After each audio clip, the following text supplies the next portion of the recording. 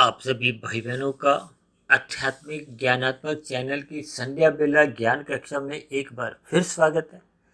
आज की चर्चा का विषय है दोषी कौन, और दूसरी पंक्ति में हमने लिखा है पूरी की पूरी श्रृंखला। जैसा कि आप सभी भाई बहनों को शायद ध्यान हो कि कुछ रोज पहले हमने एक वीडियो तैयार किया था जिसका नाम था अपनी जिम्मेदारी से मत भागिए। इसका क्या अभिप्राय था कि हम सभी भाई बहनों को अपने अपनी जिम्मेदारियों को ईमानदारी से निभाना चाहिए। चाहे मनुष्य अपने परिवार में हो, गली मोहल्ले में हो, सड़क पर चल रहा है या पार्क में है, या किसी भी स्थिति में, चाहे वो अपने व्यवसाय में है, चाहे वो सरकारी नौकरी में है या किसी निजी संस्था में नौकरी कर रहा है। सभी मनुष्य जब अपने अपने कर्तव्य कर्मों को ईमानदारी से निभाते हैं, यानी कि अपनी अपनी जिम्मेदारियों को वो भली भांति समझते हैं और उनको समय समय पर पूरी निष्ठा के साथ निभाते हैं, तो समाज में देखिए एक अच्छा वातावरण बनता है। उस अच्छे वातावरण में हम सभी भाई बहनों का जीवन सुखमय बीतता है। किसी भी प्रकार की कोई अव्यवस्था नहीं होती, क्योंकि कोई भी व्यवस्था इसलिए बनाई जाती है कि सभी मनुष्यों को उसका लाभ मिले। देखिए, हम जब लाल बत्ती पे रुक जाते हैं तो दूसरे वाहन चालकों के लिए देखिए हरी बत्ती होती है, वो अपने वाहन को आगे कर लेते हैं। जब हमें लाल बत्ती मिलती है तो हमें रुकना चाहिए, और यदि मनुष्य वहां रुकता नहीं और जल्दबाजी में चलाता हुआ अन्य मनुष्यों को विभिन्न प्रकार की असमंजस की स्थितियों में डाल देता है, ऐसी स्थितियों में जो अन्य वाहन चालक हैं उनके लिए देखिए भय की स्थितियां उत्पन्न हो जाती हैं। ऐसी सभी स्थितियां या इससे मिलती जुलती देखिए कितनी ही ऐसी स्थितियां दिन भर हम देखते हैं जिससे समाज में एक अव्यवस्था सी होती है। उस अव्यवस्था के कारण देखिए हम सभी भाई बहन अपने अपने जीवन में दुख में जीवन व्यतीत करते हैं। तभी तो शास्त्रों में कहा गया है ना, त्रिविध ताप। देखिए, कुछ दुख तो हमें स्वयं के गलतियों के कारण आते हैं, कुछ हमें दुख मिलते हैं जो अन्य मनुष्य गलतियां करते हैं, और कुछ ऐसे ही देखिए दुख हमें मिलते हैं जो प्रकृति के वातावरण में भी एक प्रकृति की जलवायु से संबंध रखते हैं। तो इन सभी स्थितियों को देखिए जहाँ तक संभव हो सकता है हम सभी मनुष्य तो अपने अपने जिम्मेदारियों को अगर हम भली भांति समझते हैं, तब ऐसी स्थिति में देखिए सभी मनुष्यों का जीवन फिर सुखमय होता है। प्रकृति के अन्य जीव जंतु का जीवन भी देखिए उतना कष्टमय नहीं होता। लेकिन आज क्योंकि कलयुग चल रहा है, क्योंकि ऐसी शुभ स्थितियां तो देखिए तब होती हैं जब सतयुग चल रहा होता है। सतयुग के बाद धर्म का कुछ ह्रास्य होता है तो फिर त्रेता युग आ जाता है, और धर्म का ह्रास्य होता है तो द्वापर युग आ जाता है, और धर्म का ह्रास्य होता है तो फिर कलयुग आ जाता है। और कलयुग का तो देखिए अभी आरंभ हुआ है। अभी तो देखिए बहुत लंबा कलयुग आना शेष है, क्योंकि कलयुग की आयु 4,32,000 वर्ष की कही गई, और अभी तो मात्र 5,120 22 25 वर्ष ही बीते हैं। लेकिन फिर भी देखिए हम सभी भाई बहनों को अपनी ओर से एक जिम्मेदारी निभाते हुए अपने कर्तव्य कर्मों का पालन करना चाहिए।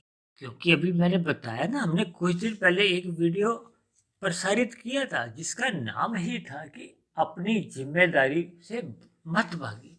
तो जब मनुष्य अपनी जिम्मेदारी से भागता है तो उसके परिणाम उसको भी भुगतने होते हैं और शेष अन्य मनुष्यों को भी भुगतने होते हैं।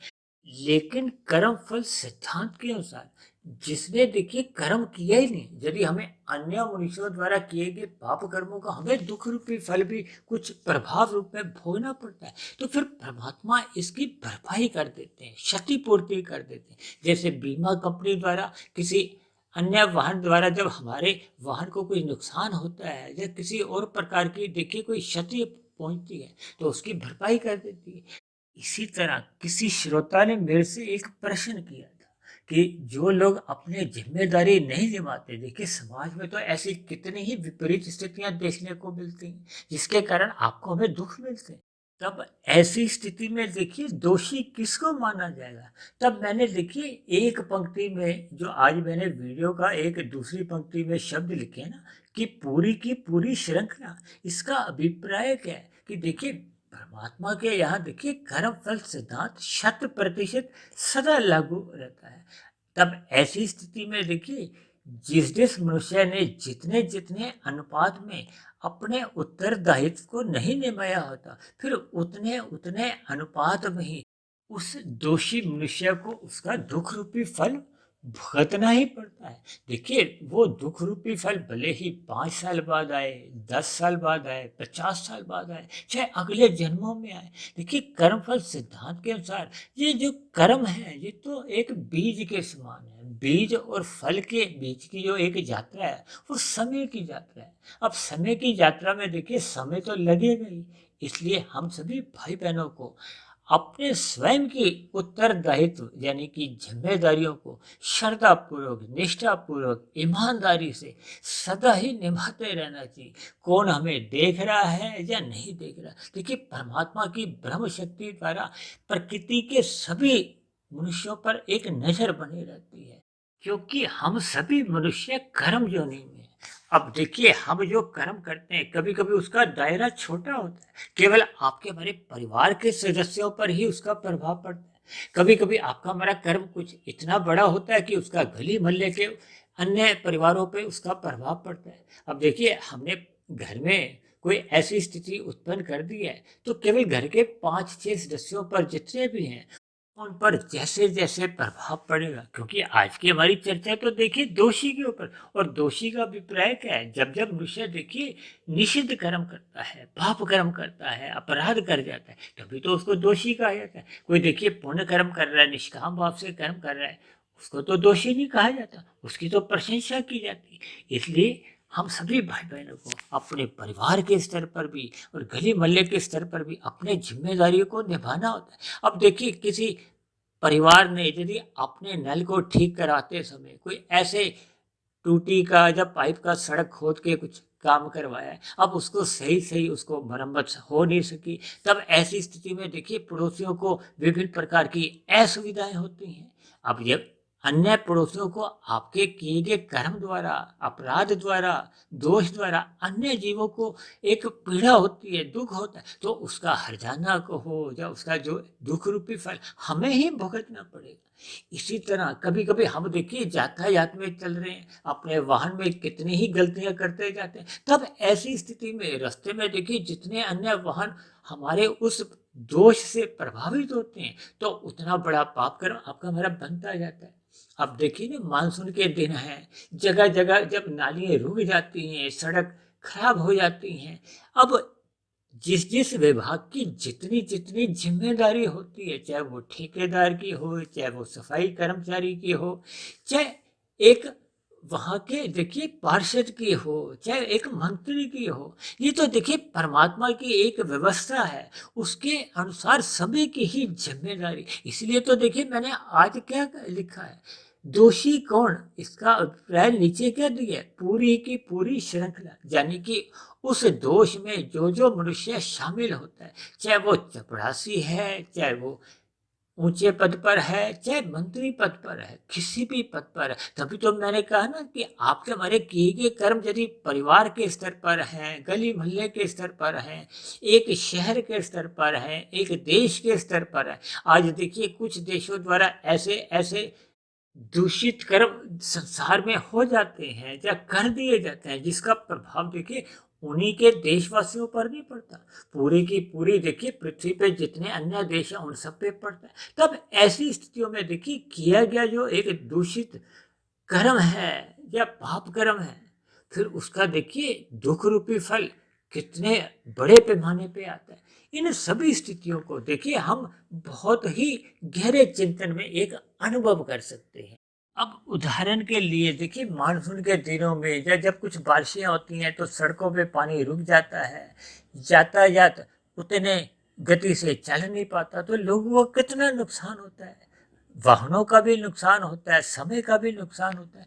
इसमें दोषी कौन है, सफाई कर्मचारी भी दोषी हैं, हम सामान्य नागरिक भी कूड़ा इधर उधर फेंकते, ऐसी स्थिति में हम भी दोषी होते हैं। चाहे मैं दोषी हूँ, चाहे आप दोषी हैं, या कोई सफाई कर्मचारी दोषी है, या उसके ऊपर का कोई भी, देखिए, सरकारी विभाग का कोई भी एक मंत्री भी दोषी है, तो सब के सब उस दोष में शामिल गिने जाते हैं।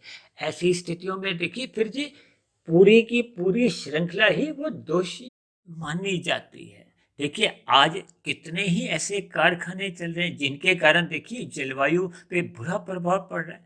कितने ही ऐसे गतिविधियां व्यापारिक स्तर पर चल रही हैं जिसका देखिए वातावरण पे एक गलत प्रभाव पड़ रहा है।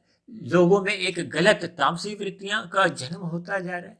कितने ही ऐसे उत्पाद हैं जो आपको में तामसी वृत्तियों में ही संलग्न करते हैं। तो इन सभी बातों पर हमें देखिए चिंतन करना चाहिए। चिंतन करने पे ही फिर हम अपने कर्मों में अपने जिम्मेदारियों को समझ सकते हैं और समाज में एक अच्छा वातावरण पैदा कर सकते हैं। अब मैंने अभी आरंभ में कहा ना, देखिए गलती हम स्वयं करते हैं तो उसका हमें फल मिलता है, गलती दूसरे मनुष्यों द्वारा होती है, ऐसी स्थिति में वर्तमान समय में भले ही हमें दुख होता है, लेकिन परमात्मा की एक व्यवस्था द्वारा भविष्य में उसकी भरपाई कर दी जाती है। अब ये जो हमने तीसरा एक ताप की चर्चा की थी ना, कि प्रकृति द्वारा कि कुछ ऐसे परिस्थितियां बनती हैं जिससे आपको में दुख मिलता है, लेकिन प्रकृति क्योंकि देखिए जड़ है, जड़ में किसी तरह की कोई इच्छा नहीं होती।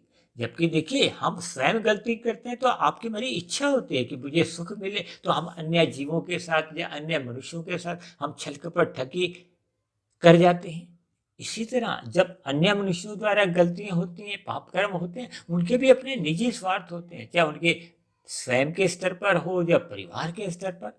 लेकिन जब प्रकृति द्वारा हमें किसी भी प्रकार का देखिए कुछ दुख मिलते हैं, ताप आते हैं, तो ये ऐसी स्थिति में, क्योंकि प्रकृति तो एक जड़ है, जड़ में किसी भी तरह की कोई इच्छा नहीं होती, क्योंकि परमात्मा की ये जो प्रकृति है, माया है, जब प्रकृति के तीन गुण हैं, तमोगुण, रजोगुण और सतोगुण, ये परमात्मा की ब्रह्म शक्ति द्वारा संचालित होते हैं।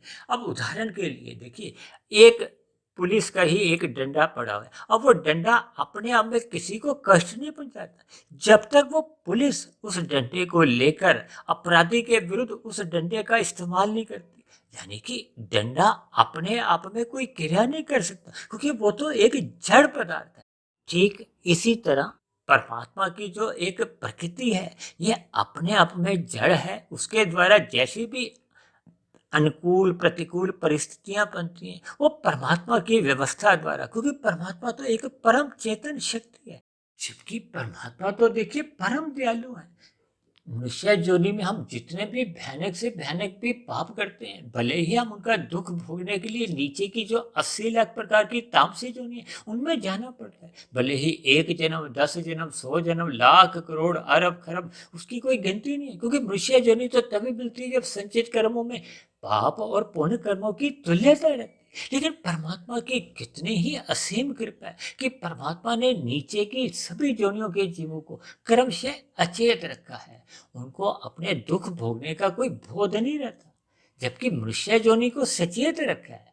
इसलिए सचेत रखा है ताकि हम नए सिरे से पाप कर्म नहीं करें, अपने अपने कर्तव्य कर्मों को समझें, पहचानें, अपनी जिम्मेदारियों से मत भागें। विशेष रूप से देखिए गली मोहल्ले में जब हम सड़क पे अपना वाहन चलाते हैं या हम सरकारी सुविधाओं का इस्तेमाल करते हैं, अब मनुष्य यदि देखिए पार्क में जाता है तो उसको अपना व्यवहार एक मर्यादा में रखना चाहिए, वहाँ गंदगी नहीं फैलानी चाहिए। और भी देखिए आपके हमारे जीवन में विभिन्न ऐसी स्थितियाँ होती हैं जिसमें मनुष्य लापरवाही से कहो या अन्य मनुष्यों को देखा देखी कितनी ही जिम्मेदारियों से अपने मुंह फेर लेता है, जिसके फलस्वरूप आपका हमारा देखिए पाप कर्मों का कर्माशय बनता जाता है। अब ये क्योंकि कहीं लिखा हुआ तो आता नहीं कि रात को सोने से पहले कि आपका आज का पाप कर्मों का कर्माशय या मीटर इतना बढ़ गया। ये तो सभी देखिए सूक्ष्म बातें होती हैं, ये कारण शरीर में आपके हमारे संस्कार भी बनते हैं, कर्माशय भी बनता है, क्योंकि कारण शरीर तो आपके हमारे मोबाइल के जैसे सिम कार्ड है ना, उसमें जैसे जानकारियां भरी रहती, इस तरह परमात्मा की व्यवस्था में ये कारण शरीर उसका नाम ही है। ये कारण फिर नए जन्म में, नए जैसे जैसा आपका हमारा जन्म उस कारण शरीर के आधार पे होता है। इन सभी बातों की देखिए हमने एक चर्चा की थी, मनुष्य के मरने के बाद का अगला जन्म, जो कि वीडियो लगभग 2.25 घंटे की थी। ये तकरीबन हमने 2.5-3 वर्ष पहले बनाई थी। देखिए इन सभी बातों को हमें ज्ञानपूर्वक समझना चाहिए। हम जितना जितना सात्विक दिनचर्या बनाते हैं तो इन सभी बातों का, अपनी जिम्मेदारियों का हमें बोध रहता है और हम मनुष्य पाप कर्मों से या दोष कर्मों से बच जाता है। तो ऐसी सभी शुभ स्थितियाँ हम सभी भाई बहनों के जीवन में तभी बन पाती हैं जब हम ब्रह्म मुहूर्त में उठने का अपना संस्कार जगा लेते हैं, रात को जल्दी सो जाते हैं और दिन में रजोगुण अपना मर्यादा में रखते हैं। क्योंकि जब जब आपका सतोगुण सात्विक स्थिति यानी मजबूत होगी तो मनुष्य को अपने कर्तव्य कर्मों का बोध बना रहता है और मनुष्य पाप कर्मों से भी बचा रहता है। तो ऐसी सभी शुभ स्थितियाँ हम सभी भाई बहनों के जीवन में भी बने, ताकि हम सभी भाई बहनों के मिले हुए जीवन में हमारी आध्यात्मिक उन्नति हो, हमारा मिला हुआ जीवन सफल हो, सार्थक हो। तो इन्हीं शब्दों के साथ आज की चर्चा को अब हम यहीं विश्राम देते हैं। कल सुबह फिर मिलते हैं ब्रह्म मुहूर्त उपदेश कक्षा में। तब तक अपने आध्यात्मिक मित्र सुधीर भाटिया फकीर को आप इजाजत दें। आप सभी भाई बहनों को बहुत बहुत शुभ रात्रि और सुबह ब्रह्म मुहूर्त में उठने के लिए मेरी ओर से आपको बहुत बहुत शुभकामनाएं।